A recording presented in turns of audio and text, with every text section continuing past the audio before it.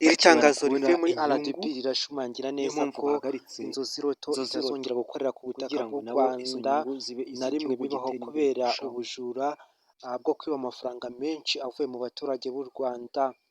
Ikaze ndi umuvugizi wa rubanda n'umugaragu w'ibyegeranyo n'amakuru perongeye kubagezaho amakuru arambuye.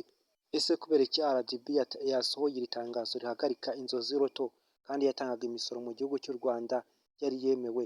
Bamwe mu banyamakuru bagiye birukanwa kuri radiyo Rwanda n'abandi bose bakoreraga inzozi roto bari kwamamaza bagiye bashyiramo ibikabyo cyane, aho umuntu yatsindira miliyoni 60 zose mu cyumweru kimwe. Ibi ni ibintu bitagiye byumvikana neza kubera ko ari ubujura bwo kumva ko abantu benshi batagomba gukora, ahubwo bagomba ubuzima bwabo kubushyira mu mahirwe no gusenga. Ubu ni ubujura Perezida Paul Kagame ntabwo abyemera, niyo mpamvu babirwanyije. Dore ukuntu biba amafaranga menshi, ufasha abaturage 500,000 ugakuba ku mafaranga 500, ayo ngayo agera muri miliyoni 250, muri miliyoni 250 z'amafaranga y'u Rwanda. Ni amafaranga menshi.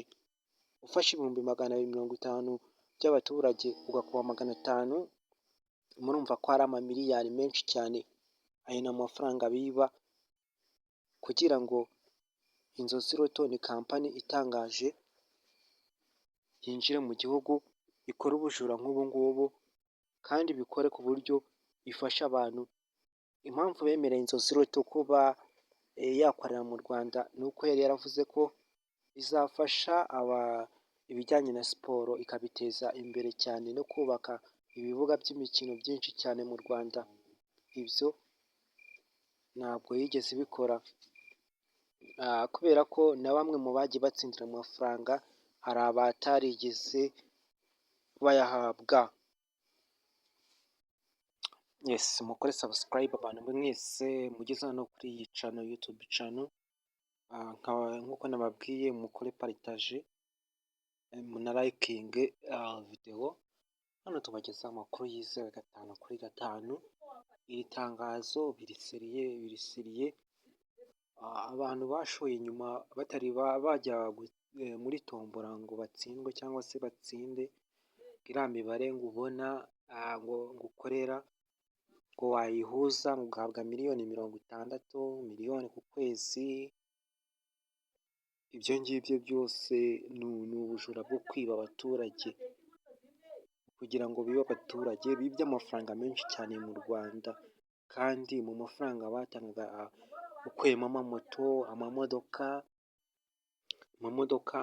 ziriya modoka za Hyundai Tucson ziriya babaga baziguze muri nka miliyoni 200, 300, bakuyemo miliyari nka miliyari 2 cyangwa 3, babaga babitse amafaranga menshi.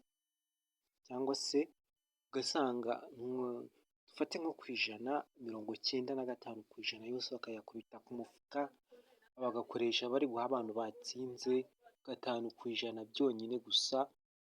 Murumva ko ari ubujura gufata ibihumbi by'abaturage bari mu Rwanda, abo ku isi yose, ukazana abo mu bihugu by'abaturanyi, abo bose bari kubetinga. Murumva ko ukusanyije ayo mafaranga bari ku isi yose ava mu mpande zitandukanye, 500 cyangwa se 100, 200, uri kuyita udufaranga dukeya cyane, ariko iyo yakusanyirije hamwe ni amafaranga menshi cyane yahindura igihugu akakigira igihangange. Niyo mpamvu kubera inyungu zabo, kubera kwiba, ariko mbibira akabanga na politike mu gihugu, bagiye gukora iki kigega, bazagende muri RDB babisinyire, bakore umukino ugiye kumera nk'inzozi roto. Abantu bose bazajya bakuramo amafaranga, noneho igihugu kigatera imbere babinyujije muri ubwo buryo abaturage bayatanze.